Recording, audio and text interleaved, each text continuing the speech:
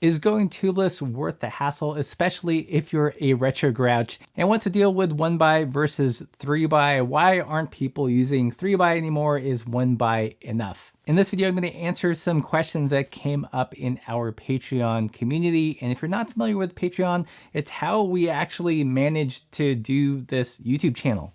And our Patreon is really the lifeblood of the channel. It quite literally keeps the lights on. So if you like our perspective on cycling and you want to see the channel grow and continue to make content, definitely check out the link in the description below. Tubeless. I never thought I would have a turkey baster as part of my bike kit, but it's 2021 and here I am. I'm gonna be completely honest and say I really struggled going tubeless. This is some actual footage of me putting on my first tubeless tire ever.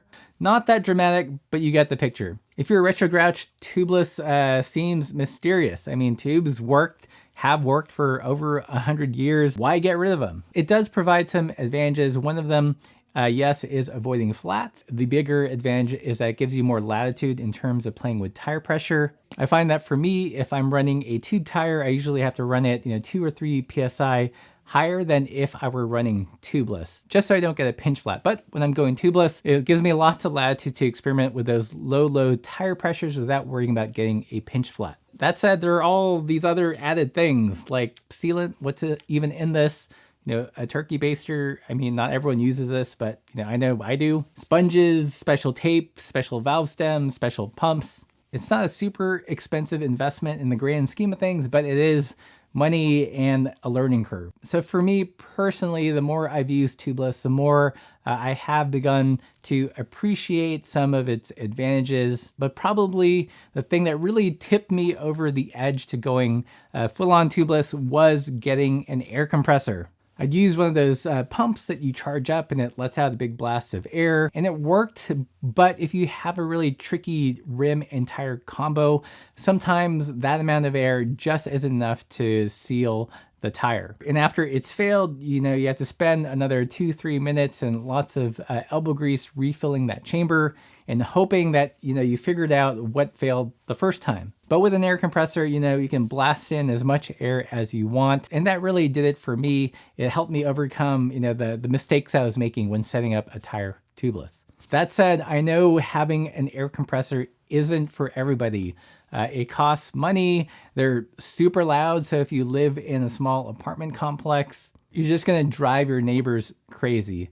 Not to mention, tubeless is messy. As careful as I am, I always end up spilling it either on myself or on the ground. So you do need kind of a dedicated space, at the very least an apron or some tarp to lay down on your carpet. So depending on your living situation, it still might be a challenge to go tubeless unless you have a really good local bike shop that you can go to and have them service whatever tubeless issues or needs that you may have. So should you go tubeless? I would say yes, go tubeless if you've got the patience to learn this new skill, and if you've got the space and equipment, and also the ability to have an air compressor. If you don't have any of those things and still want to go tubeless, I'd suggest finding either a friend that can help you out or a good bike shop that will set you up when you need to. Don't go tubeless if you don't want to invest the time and some of the money to gain those new skills to service the tire, or if you're the type of person that likes to change their tire every week or every other week. It's a pain in the butt.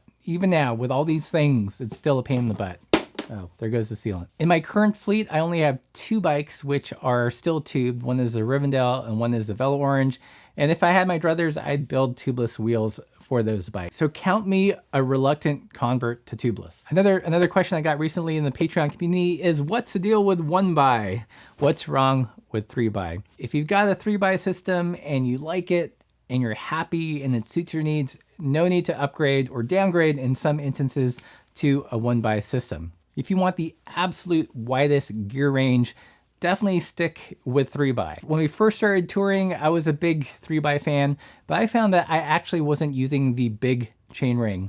I think it was like a 48 or something. So even not that big, but I was about 90% of the time in the middle chainring and the other 10% in the small chainring. After we stopped continuously touring, I actually switched to a 2x system, specifically a mountain bike double, so a 40 and I think it was like a 24 or 28 inner chainring. That still gave me plenty of low end. I did sacrifice some high end, but for my riding, I was pretty content. Which leads us to 1x. When it first came out, I'm gonna be honest, not a fan. Just not enough range. It really wasn't until we started seeing mullet setups, having the ability to run an 11 to 50 or 10 to 50 in the rear and pair that with drop bars, did I get interested. Still far from perfect. You definitely lose gears on either end of the spectrum, but I think you keep your most frequently used gears.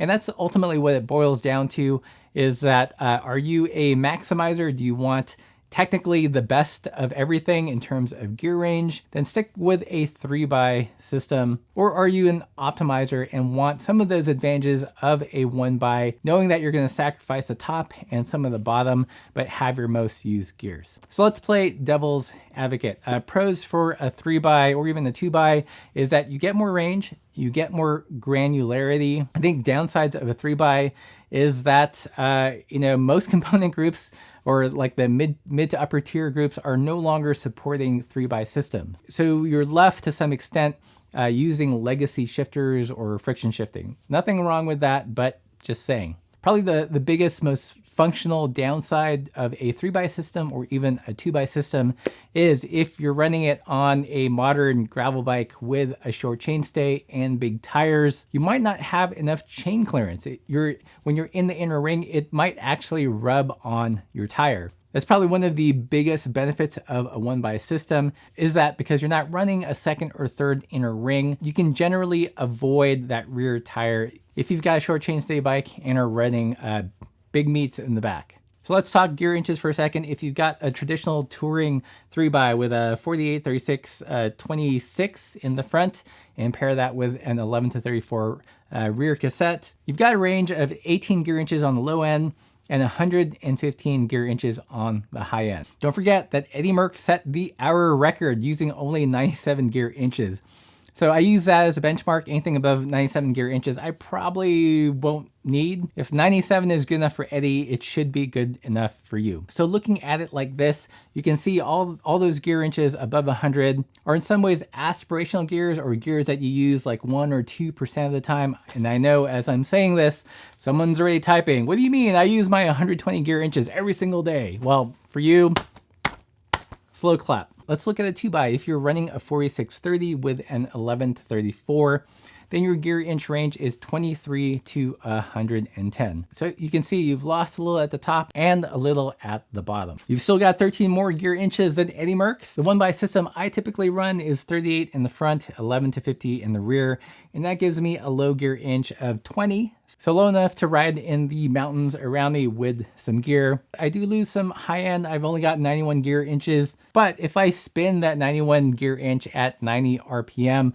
that's still like 23, 24 miles per hour. And in most commuting and touring situations for me, I don't generally need to go that fast. So for me, if you're looking at my 1x from a maximizer standpoint, then I've failed. I've lost the low end and I've lost a lot of the high end. However, if you're looking at it in terms of optimization, I've got my most frequently used gears. There's no redundancy. I've saved a little weight. Not that that's a big deal. Maintenance wise, I'm using half the number of cables and half the number of housing. Also, I have the ability to run bigger tires without worrying about the chain rubbing on the tire in the rear. So just like Tubeless, I have become a reluctant convert to 1x. I will say that if I didn't have this YouTube channel where I was constantly disassembling my bikes, I would probably just do a 2x, set it and forget it. But because of the nature of how I interact with bikes, making content for you guys and fiddling around with all sorts of gear, not having to set up a second derailleur, use that housing and use that cabling actually saves me a lot of time and money. But that's just me. Your situation's probably a lot different from mine. But let me know what you guys think in the comments below. Does 1x make sense? Or are you still hardcore 3x? And how about Tubeless? Have you made the switch, or are you still resisting the gooey sealant, and need for a turkey baster. If you like this content, found it helpful or entertaining, consider supporting the channel by buying stickers and stuff in our merch shop or joining the Patreon community where you get lots of cool discounts off of brands that we've reviewed on the channel. And as always, folks, keep the supple side down.